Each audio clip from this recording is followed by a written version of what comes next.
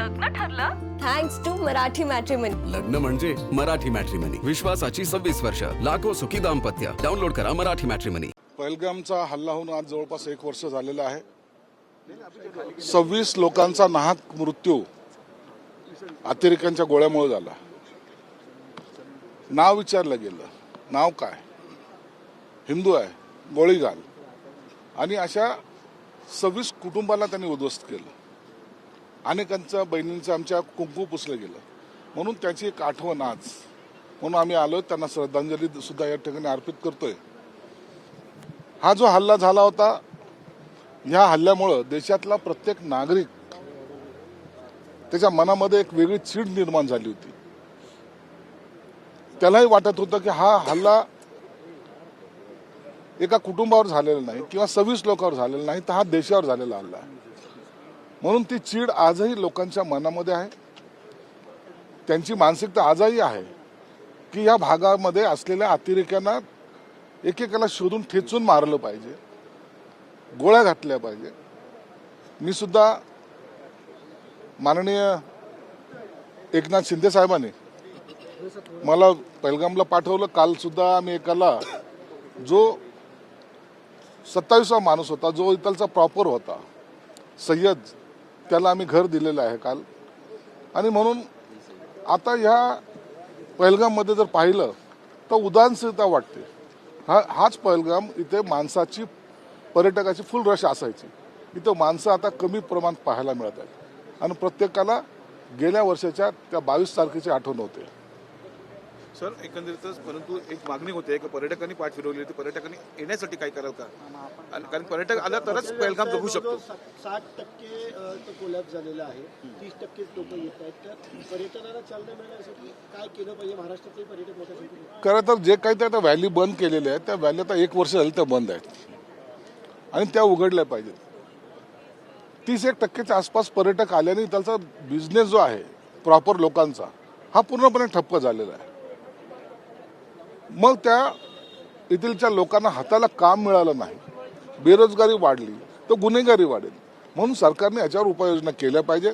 आम्ही सुद्धा इथलच्या गव्हर्नरला आणि मुख्यमंत्र्यांना विनंती करणार आहोत की हे सगळे जे व्हॅलीज जे बंद केलेले आहेत त्या चालू करावं. आणि हे जे काय पहलगाम आहे, हे पर्यटन क्षेत्र म्हणून याला घोषित केलं पाहिजे. त्यामुळं इथलचा आणखीन फ्लो वाढेल.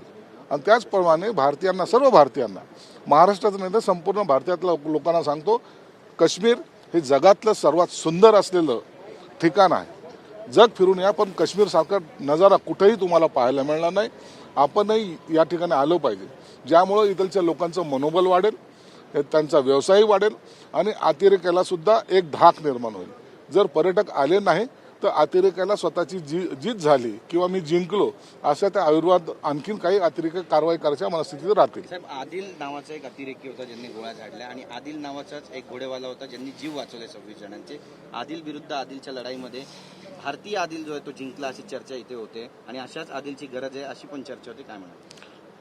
ज्या आदिलने 26 लोकांचे प्राण वाचवण्यासाठी स्वतःचा प्राण दिला, आहुती दिली, त्याच्यासाठी तर आम्ही आलो ना. पुन्हा सांगतो की एकनाथ शिंदे साहेबांनी, उपमुख्यमंत्र्यांनी त्यावेळेला जी कमिटमेंट केली की तुम्ही खरा भारतीय तू आहेस, खरा भारतीयांनी दिलेले तू बलिदान आहे, म्हणून त्याच्या कुटुंबाला आधार देण्यासाठी आम्ही आज त्यांना घर दिलेलं आहे. आज कालच त्यांचा कार्यक्रम, चावी द्यायचा कार्यक्रम आम्ही केला. परंतु एक आदिल जो जीव घेत होता, एक आदिल जो भारतीयांना वाचवत होता, त्याला खरं तर आमचा सर्व भारतीयाचा सलाम आहे. नक्कीच. अजितदादा पवार यांच्या मृत्यूबाबत सुनेत्राताई पवार यांनी शंका उपस्थित केली आहे. कदाचित त्यांचा घातपात झाला असेल असं त्यांनी म्हटलं आणि चौकशी सत्य समोर आलं पाहिजे असं पण त्यांनी विधान दिलं. आम्ही पहिल्यापासून सांगतो की अजितदादाचा मृत्यू यामध्ये अनेक लोकांनी शंका उपस्थित केलेला आहे. पोलिसांनी त्या सर्व बाबीचा तपास करून सर्व अँगलनी खरंच त्यांचा खून झालाय, घातपात झालाय की अपघाती झालाय, याचं आता जवळपास इतक्या दिवस उलटलेत. आता याचा प्राथमिक जो काही निकष आला असेल किंवा त्यांचा अंदाज आला असेल किंवा तपासामध्ये जे निष्पन्न झालं असेल ते त्यांनी आता जनतेसमोर मांडलं पाहिजे. सर, मल्लिकार्जुन खरगेंनी मोदींवरती जी आहे ती फार गंभीर टीका केलेली आहे. थेट मोदींजींना आतंकवादी असं त्यांनी म्हटलेलं आहे. थेट आतंकवादी म्हटलं. काँग्रेसची हालत आता इतकी बेहतर झालेली आहे की त्यांना काय बोलावं सुचत नाही. ज्याला पागल पण म्हणतात त्या पद्धतीचं त्यांचं स्टेटमेंट आहे. हे काही पूर्वी घडत नाही.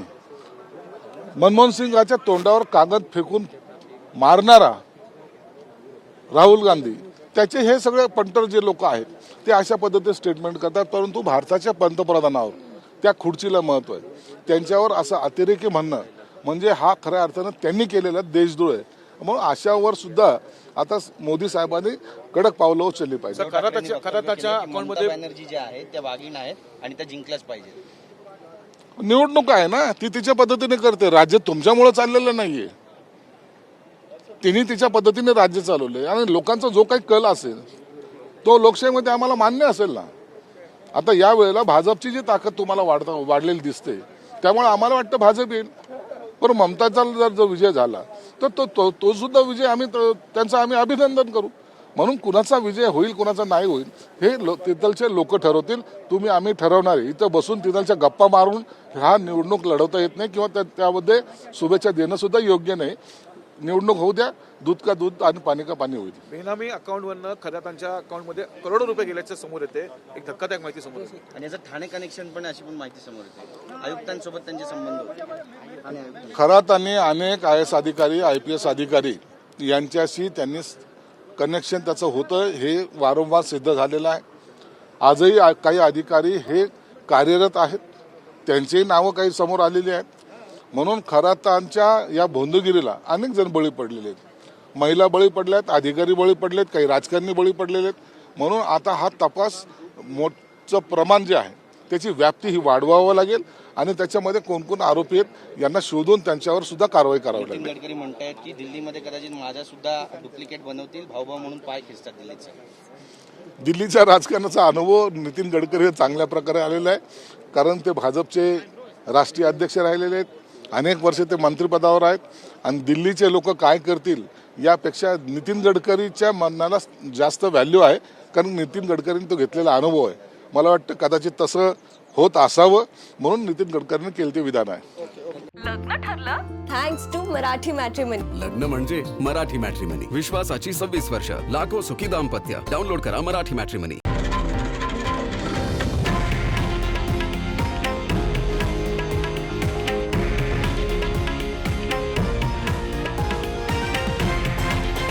हे आहे देशातील नंबर 1 न्यूज नेटवर्क आणि आपण पाहत आहात TV9 मराठी, एकमेव.